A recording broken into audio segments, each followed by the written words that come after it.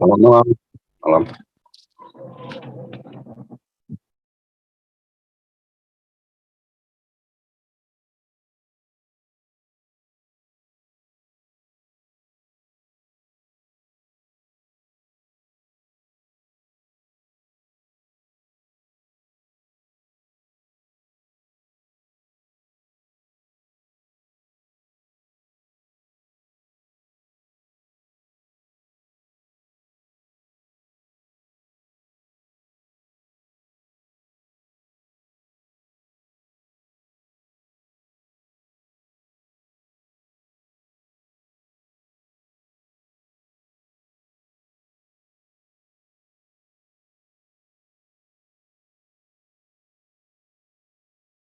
Ya, malam Pak Hin, malam. Baik, baik, baik, baik. Puji Tuhan, baik.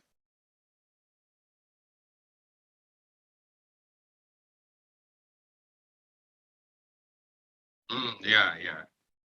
Biasa itu. Ya, narasi seperti itu kan karena narasi ketidakmengertian ya, berangkat dari ketidakmengertian yang menuduh seolah-olah Paulus itu eh, menyimpangkan ajaran Yesus gitu ya. Sebetulnya kan nggak begitu. Jadi ya karena mereka tidak juga mengerti apa yang dibawa Yesus, yang diajarkan Yesus, mereka kan tidak mengerti ya, gitu kan. Jadi karena ketidakmengertian, otomatis yang dijabarkan Paulus pun mereka nggak mengerti juga, gitu. Karena dasarnya mereka nggak mengerti apa yang diajarkan Yesus kan. Mereka cuma mengerti bahwa yang diajarkan Yesus itu harus sholat, harus bayar zakat, harus tidak makan babi, harus disunat, ya seperti itu. Sementara bukan seperti itu yang dipahami kan sebetulnya. Orang Kristen kan nggak memahaminya, Yesus nggak ngajar-ngajarin seperti itu. Gitu.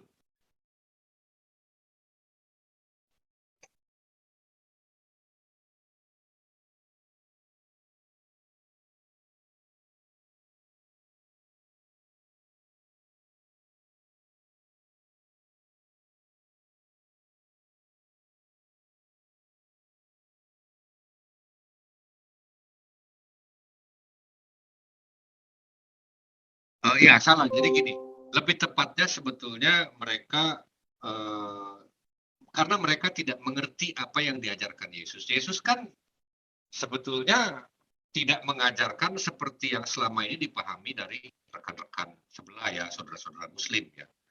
Gitu. Jadi saudara-saudara Muslim kan menganggap bahwa Yesus itu adalah mengajarkan seperti yang memang mereka percayai di narasi di Quran, gitu.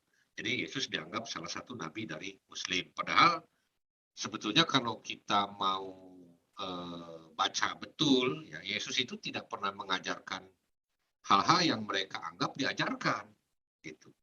Jadi ketika memang mereka tidak mengerti pondasinya yang diajarkan Yesus, ya otomatis mereka juga tidak akan mengerti penjabarannya, gitu.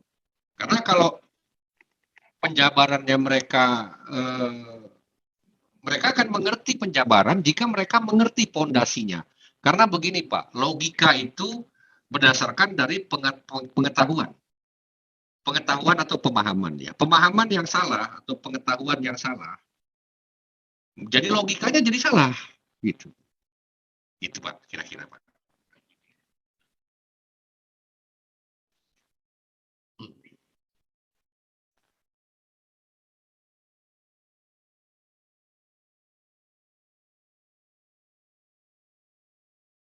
Ya,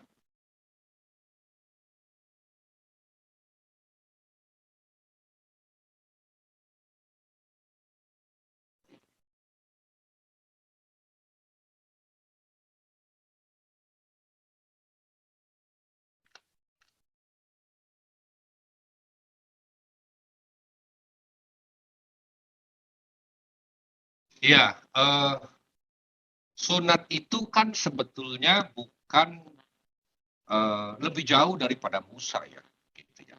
Sunat itu kan perjanjian Allah dengan Abraham mengenai yang namanya covenant, ya, perjanjian. Tetapi sebetulnya saat itu memang hanya Abraham kan, hanya Abraham dan keturunannya yang disebut keturunannya yang memang harus bersunat.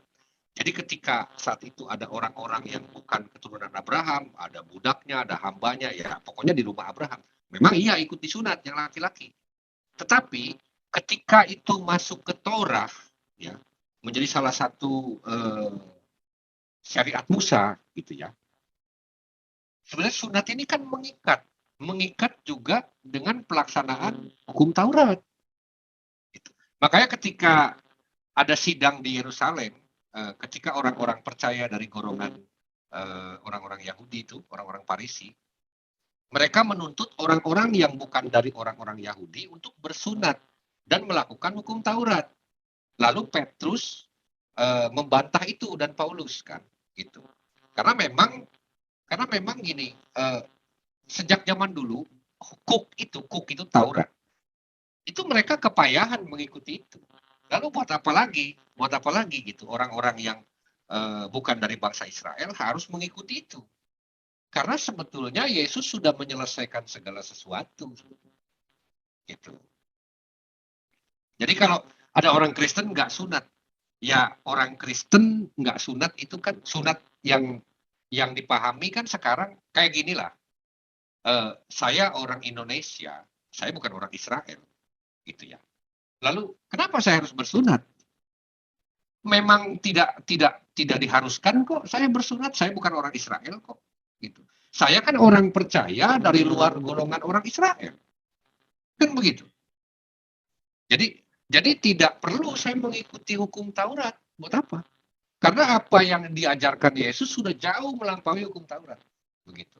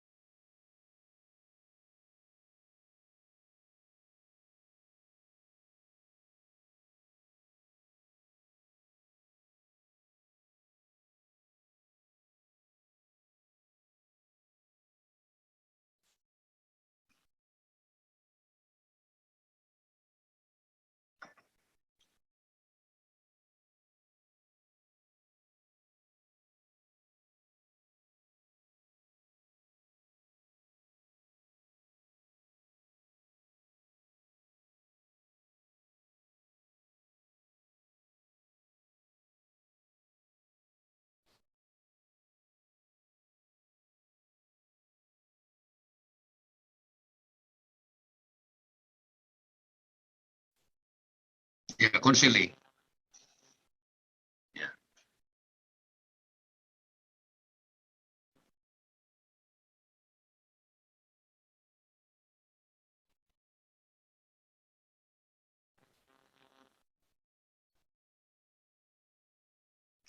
Ya, karena gini, waktu Petrus ada di waktu Pet, waktu Petrus ada di mana ya?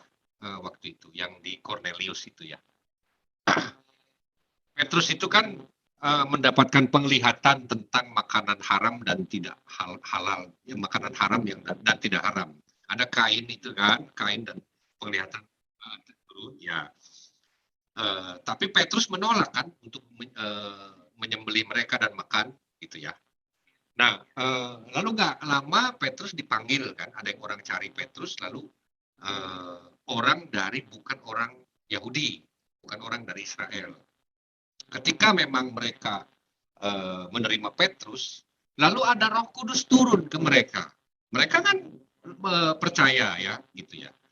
Jadi Petrus terkaget-kaget juga. Lalu Petrus mengerti arti penglihatan itu. Bahwa memang kepada bangsa lain pun Allah mengaruniakan keselamatan. Jadi bukan soal masalah hukum Tauratnya gitu loh. Jadi bukan masalah sunatnya. Karena seringkali gini, Lukas 2 menceritakan Yesus umur 8 hari disunat. Tetapi kan itu bukan artinya Yesus mengajarkan bersunat, bukan. Orang Israel dari zaman dulu udah bersunat semua, Pak. audiens Yesus saat itu sudah bersunat semua. Murid-murid Yesus itu udah bersunat semua. Mereka juga tahu soal Taurat gitu. Jadi buat apa lagi Yesus mengajarkan hal yang mereka udah tahu semua gitu.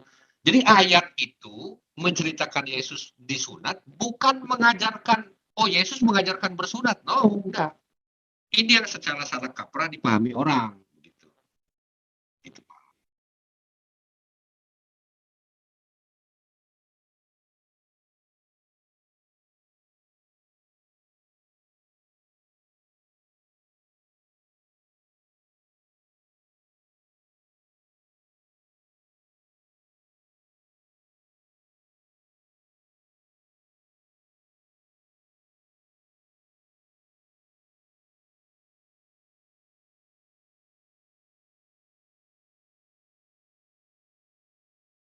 Ya, selamat malam. Malam, Pak. Ya. Saya hanya meneguhkan saja apa yang Pak Oli tadi sampaikan. Nah, begini, mengenai sunat ini kadang-kala memang sering disalahpahami, bukan saja oleh saudara Muslim, tapi oleh kita Kristen juga sering salah pahami. Sehingga ketika kita dituduh tidak bersunat, ya artinya ketika kita dihakimi kenapa kita tidak bersunat, begitu, maka kita harus balik ke belakang. Seperti tadi Pak Oli kan sudah jelaskan apa itu sunat, buat apa sunat itu sebetulnya. Nah, kalau di dalam budaya Yahudi, sunat itu awalnya adalah seperti yang Pak Oli tadi sampaikan, perjanjian antara Abraham dengan Tuhan gitu loh. Untuk meneguhkan bahwa Tuhanlah yang menjadi Tuhannya Abraham, dan Tuhan mengakui bahwa Abraham sampai ke keturunannya itu adalah umatnya gitu. Nah, konteks pada waktu itu memang banyak sekali Tuhan-Tuhan yang lain gitu kan. Itu yang pertama. Secara singkat yang kedua, bahwa kemudian di era rabbinik, sunat itu bukan lagi menjadi suatu ingat-ingatan lah ya kepada perjanjian Abraham dengan Tuhan, tetapi menjadi suatu kewajiban sehingga setiap anak-anak Yahudi laki-laki itu harus bersunat seperti yang Tuhan sampaikan kepada Abraham. Nah, hendaklah semua laki-laki di dalam rumahmu harus dipotong kulit khatannya gitu kan, brit milah gitu istilahnya. Jadi kulit khatan itu harus dipotong sebagai tanda. Maka pada zaman rabbinik itu sunat itu menjadi sebuah identitas bagi setiap orang Yahudi gitu. Maka ada dalam satu ayat yang mengatakan bukan masalah bersunat atau tidak bersunat, tetapi kata bersunat atau tidak bersunat itu sebetulnya lebih kepada identitas. Kalau dia bersunat, artinya dia seorang Yahudi. Tetapi kalau dia tidak bersunat, artinya dia goyim gitu. Bisa saja kemudian konteks goyim itu adalah orang Yunani. Nah itu. Lalu kenapa kok ada kewajiban tidak ada suatu kewajiban khusus bagi kita Kristen untuk bersunat? Karena memang di dalam Gemara, di dalam Misnah Sanhedrin 59a itu tidak boleh orang lain menjalankan Misvot 613. Karena orang Yahudi sendiri beranggapan bahwa Torah itu merupakan suatu warisan. Namun jikalau ada orang yang mempelajarinya tidak ada masalah. Maka ketika Yesus mencari murid, ya seperti kita tahu bahwa Yesus waktu itu adalah sebagai seorang rabi, dan Rabi Tanaim pada zaman itu trendingnya adalah mencari murid. Jadi bukan murid yang mencari guru, tetapi guru yang mencari murid. Maka Yesus memilih untuk mencari orang-orang yang tidak bersunat. Artinya dia pun menerima orang-orang yang tidak bersunat, ya sebagai tanda mesianik, tanda keselamatan bahwa orang lain pun di luar Yahudi berhak selamat. Ketika Tuhan sendiri melihat beberapa kali pemberontakan orang Yahudi sehingga mereka dihukum dengan pembuangan dan lain-lainnya, maka kita sebagai orang yang dicangkokkan ke dalam tunas asli itu pun berhak juga memperoleh pengakuan sebagai Yahudi rohani gitu. Itu yang sering disampaikan. Saya rasa segitu dulu, Pak. Silakan lanjut.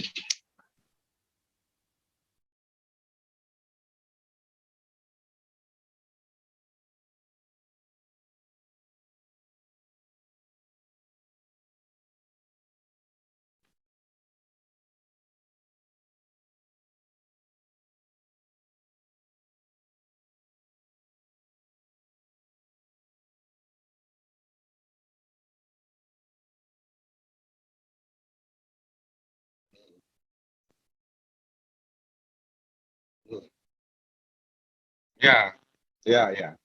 Ya, jadi seperti tadi ya saya sudah sampaikan bahwa ketika orang tidak mengerti fundamental ajaran, maka mereka juga tidak akan mengerti penjabaran dari fundamental tersebut. Jadi secara sederhana sebetulnya Muslim, rekan-rekan Muslim yang selama ini menganggap diri mereka itu mengerti ajaran Yesus, sebetulnya mereka nggak mengerti ajaran Yesus. Makanya penjabaran Paulus mereka juga tidak pahami. Kalau kita orang Kristen, kita memahami ajaran Yesus itu seperti apa. Makanya kita tidak ada masalah dengan membaca surat-surat Paulus, kan begitu. Karena memang kita memahami pondasinya, begitu loh. Nah, tetapi yang terjadi bukan Paulus menyimpangkan ajaran Yesus atau Paulus membengkokkan ajaran Yesus, tidak pernah terjadi seperti itu. Tetapi karena justru Paulus menjabarkan apa-apa saja yang diajarkan Yesus. Gitu. Jadi Paulus ini kan secara literally dia murid yang paling pinter ya, gitu ya, rasul yang paling pinter. Karena dia murid Gamaliel dari suku Benjamin, orang Parisi, gitu kan.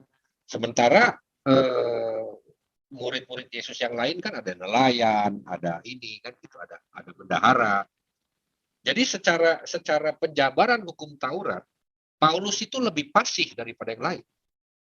Jadi memang dia mengerti persis gitu. Bagaimana apa yang diajarkan Yesus, bagaimana penggenapannya, bagaimana nubuatan-nubuatan itu tergenapi. Paulus mengerti itu. Gitu. Saya tidak katakan bahwa murid-murid yang lain tidak mengerti, tetapi Paulus kan memang menulis paling banyak. Gitu. Dia menjelaskan paling banyak, paling detail kan gitu ya. Jadi bukan berarti Paulus itu menyimpangkan ajaran Yesus, tidak pernah itu terjadi.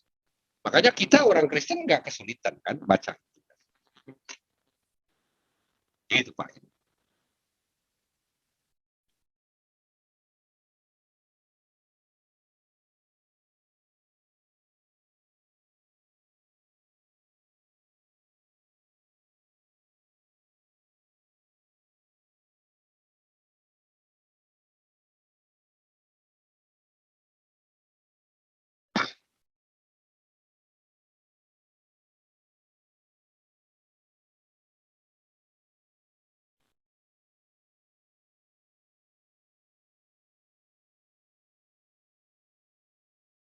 Oh ya, gini, sebetulnya pengertian Torah itu sendiri juga kita harus tahu dulu ya dari sudut mana. Karena ada banyak sudut. Torah itu bisa berarti instruksi, bisa berarti pengajaran, bisa berarti law, hukum, gitu ya.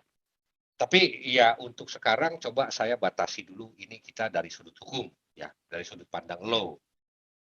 Memang Torah itu yang dimaksud Torah, gitu ya. Sebetulnya dari zaman sebelum Yesus datang, hukum di mana Yesus katakan kasihlah Tuhan Allahmu dengan segenap hatimu dan kasihlah sesamamu manusia. Itu sudah ada di sana sebetulnya. Hukum itu sudah ada di sana dari dulu. Masalahnya orang Israel salah kaprah memahami hukum itu, Pak. Sama seperti rekan-rekan Muslim juga keliru memahami hukum itu. Gitu. Jadi hukum yang Yesus katakan bukan sesuatu yang baru. Yesus meluruskan kembali apa itu makna Torah, apa sebetulnya makna Torah. Makanya ketika Yesus katakan kasihlah Tuhan Allah, hukum yang utama adalah kasihlah Tuhan Allahmu dengan segenap hatimu, dengan segenap jiwa. Dan hukum yang kedua yang sama dengan itu adalah kasihlah sesama manusia seperti engkau mengasihi dirimu sendiri. Kepada dua hukum inilah bergantung seluruh kitab para nabi dan hukum Taurat. Jadi kepada dua hukum ini bergantung seluruh kitab para nabi dan hukum Taurat. Jadi sebenarnya buat apa kita udah nggak perlu lagi Taurat, Pak. Yang kita lakukan adalah dua ini yang kita butuhkan. Kita menganut dua ini, kasihlah Tuhan Allahmu dengan segenap hatimu dan kasihlah sesama manusia seperti engkau mengasihi dirimu sendiri. Karena otomatis dengan dua ini Taurat itu sudah terlampaui. Karena itulah pondasinya Gitu. Nah, ini yang dijabarkan oleh Paulus karena tidak ada hukum yang menentang kasih. Kan tidak ada hukum yang menentang kasih. Itu sebetulnya yang jadi pondasi. Nah, tetapi ya karena tadi kan ketika orang tidak mengerti pondasi, maka orang juga tidak mengerti penjabarannya seperti apa. Gitu. Jadi bukan lagi soal masalah ritual-ritual badania yang merepotkan, begitu tidak. Bukan lagi korban-korban begini, karena untuk kita kekristenan, satu korban final itu sudah selesai. Korban finalnya adalah Yesus kan, gitu. Jadi Yesus itu sudah jadi korban terakhir, korban pamungkas. Kita udah nggak butuh lagi korban. Jadi 10 perintah Allah pun sudah terlampaui dengan kasihlah musuhmu. Itu sebenarnya pondasinya, gitu. Jadi kalau di Taurat itu saya katakan 10 perintah Allah itu kan mostly pasif. Hanya satu yang aktif. Jadi semuanya diawali dengan kata jangan, kecuali hanya satu. Hormatilah ayah dan ibumu di tanah yang diberikan Tuhan Allahmu kepadamu supaya lanjut umurmu. Ya gitu kan? Jadi sebetulnya 9-nya itu larangan Pak, pasif. Jangan, jangan, jangan, jangan, isinya jangan. Bagaimana cara menjalankan yang jangan ini? Kan nggak bisa. Orang dibilang jangan. Nah, sementara di Matius 5, nah ini untuk para murtadin baru, orang-orang yang belajar kekristenan awal begitu ya. Kalau untuk mau tahu apa yang diajarkan Yesus lebih dalam yang menggenapi Taurat, itu ada di Matius 5. Matius 5 itu adalah hukum di mana yang pasif tadi dirubah jadi aktif. Gitu. Jadi Yesus berkata, barang siapa meminta berjalan sejauh 1 mil, berjalanlah 2 mil. Itu bisa dilakukan, Pak. Barang siapa meminta bajumu, serahkan juga jubahmu. Itu bisa dilakukan, Pak. Berat memang, tapi itulah kasih. Gitu. Jadi memang eh, yang mengikat orang Kristen adalah hukum kerajaan Allah, hukum kasih, kasih karunia, bukan lagi hukum Taurat. Gitu, Pak. Pak.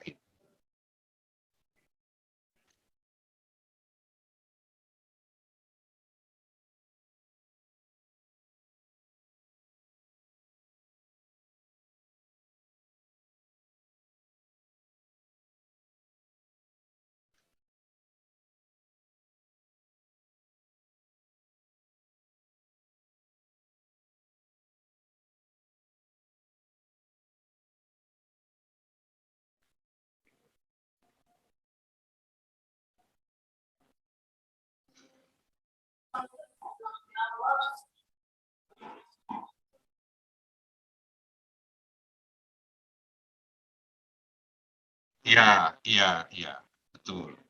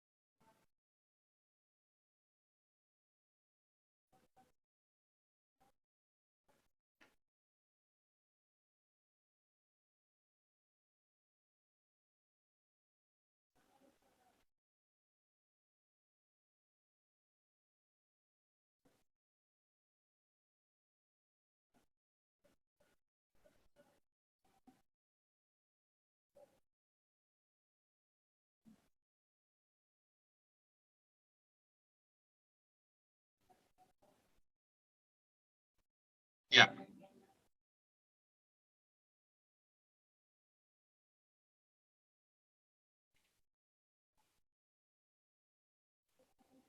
ya,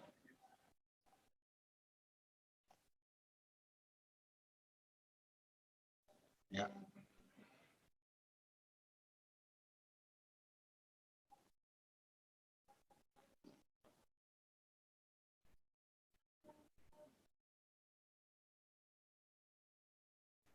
ya,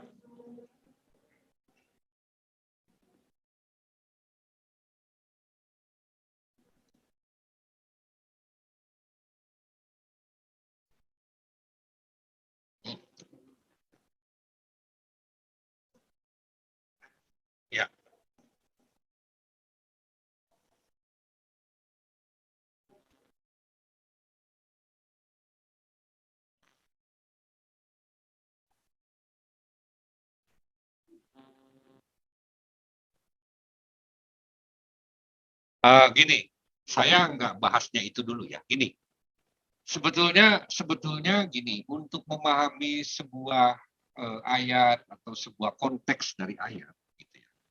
Memang kita perlu belajar yang namanya reading komprehensif ya. Kita harus belajar cara membaca dengan baik. Karena seringkali cara membaca itu menentukan kita mengerti atau tidak sebuah ayat, gitu ya. Karena dalam satu ayat atau dalam satu kalimat itu ada yang namanya logika linguistik, gitu ya. Nah, logika linguistik ini bisa didapatkan kalau kita membaca ayat benar. Tetapi ketika kita membaca ayatnya salah, yang terjadi adalah logikanya salah juga yang keluar dari situ. Makanya tadi, ya logika falasi. Makanya saya tadi sempat contohkan. Lukas 2 itu menceritakan Yesus disunat. Bukan menceritakan Yesus mengajarkan sunat. Nah, ketika dibaca dengan cara yang salah, maka logika yang ditarik dari kalimat itu jadi salah. Gitu. Contoh begini, coba kita pahami apa sih arti berubah. Merubah artinya mengganti sesuatu dengan sesuatu yang lain. Kan gitu kan, merubah ini.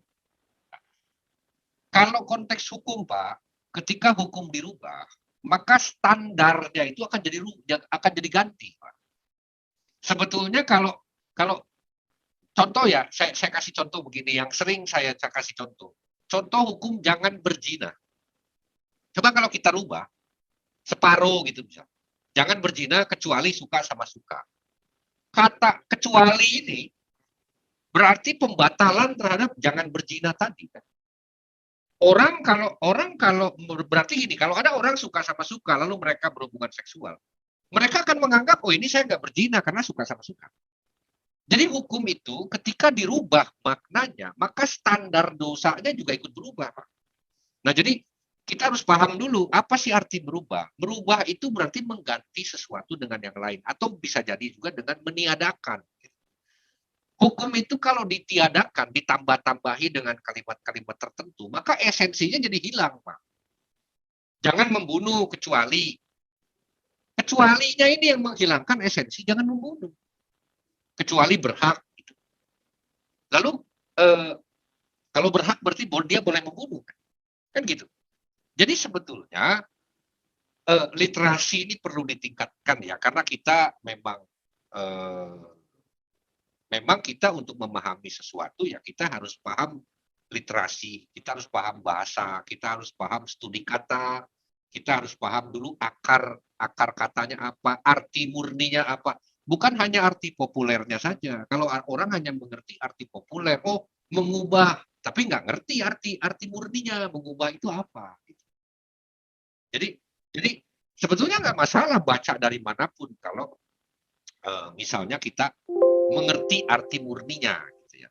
Contoh mengampuni. Mengampuni itu orang seringkali tafsirkan begini, Allah kan maha kuasa. Kenapa Allah harus mengutus sang firman datang ke dunia untuk jadi manusia, lalu digebugin. Harus mati dulu. Kan tinggal diampuni aja. Tinggal jentik jari lah istilahnya. Kan maha kuasa. Masalahnya orang hanya tahu arti mengampuni populer, Pak. Secara populer. Secara maknawi dasarnya mereka nggak tahu. Karena dalam pengampunan itu ada harga yang harus ditebus. Itu masalahnya. Itu. Jadi saran saya, perbanyak literasi yang betul, perbanyak studi kata yang betul. Jadi kita harus memahami konteks itu dengan benar. Bagaimana cara kita tahu konteks itu benar atau tidak? Ya cross check, cross one verse with one verse, another verse. Lalu lihat penjelasan logisnya apa. Saya kasih contoh nih ya, saya kasih contoh begini. Yesus berkata begini, jika kamu jika kamu ditampar pipi kanan, maka beri pipi kiri. Tapi ayat ini seringkali diterjemahkan sebagai hukum. Jadi kalau orang ditampar pipi kanan secara literal, maka berarti dia harus memberikan pipi kiri juga secara literal. Itu kan logika falasi. Padahal ayat itu tidak pernah berbicara tentang hukum, Pak. Karena kalau itu diterjemahkan sebagai hukum, kalau misalnya saya tampar pipi kanan, saya ditampar pipi kanan, lalu saya tampar balik pipi kanan. Pertanyaannya begini, ukurannya saya harus tampar sekeras apa? Kan jadi nggak nyambung kan? Gitu. Jadi yang sebetulnya terjadi adalah Itu kan jelas-jelas kiasan. Itu jelas-jelas alegoris. Lalu Yesus kasih alasan rasionalitasnya kan di atas. Di bawahnya. Jika kamu hanya baik sama orang yang baik sama kamu, apa upahmu? Bukankah orang-orang yang tidak mengenal Allah pun juga demikian, berbuat demikian? Kan gitu. Jika kamu hanya memberi salam kepada saudaramu, apa upahmu? Orang-orang fasik juga begitu. Gitu. Jadi hendaklah kamu sempurna sama seperti Bapamu yang di surga adalah sempurna. Itu sulit sekali, Pak. Tapi itu alasan rasionalitas kita mengerti sebuah ayat, gitu ya. Jadi enggak baca hanya dari literal. Gitu. Kita harus mengerti studi kata itu di situ, gitu Pak. Itu contohnya.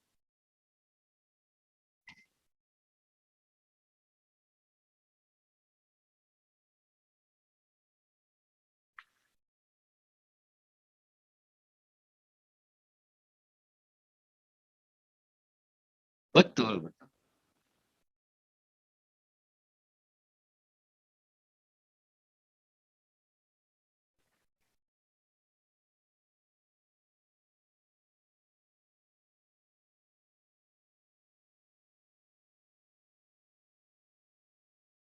Hmm.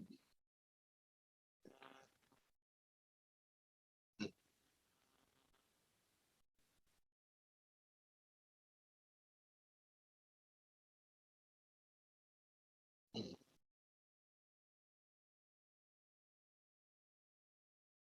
Ya, ya.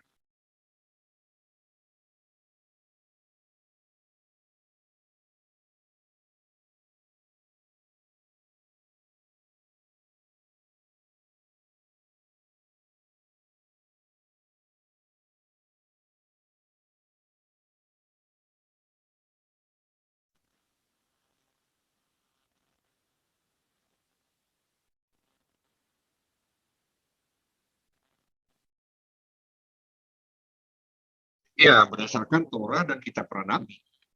Karena Paulus kan mengutip banyak dari perjanjian lama. Ya. Memang di perjanjian lama juga disebutkan bahwa sebetulnya bukan pelaksanaan hukum Taurat yang berkenan kepada Allah, tetapi kasih setia yang berkenan kepada Allah. Karena hukum Taurat itu kan cuman hanya batas, Pak, batas antara hitam dan putih, batas antara yang mati dan hidup, itulah hukum Taurat. Jadi pengukur dosa itu apa-apa saja yang berdosa itu ya itulah hukum Taurat. Saya kasih contoh, 10 perintah Allah menjelaskan daftar perbuatan-perbuatan apa saja dari 9 itu yang berdosa. Membunuh, berzina, mencuri, mengingini, kan gitu. Menyembah Allah lain, gitu kan. Berarti kan tidak mengasihi Allah. Gitu. Itu menjelaskan daftar perbuatan yang melanggar kasih, Pak. Sementara hukum kerajaan Allah yang dijelaskan Yesus di Matius 5, itu daftar perbuatan-perbuatan yang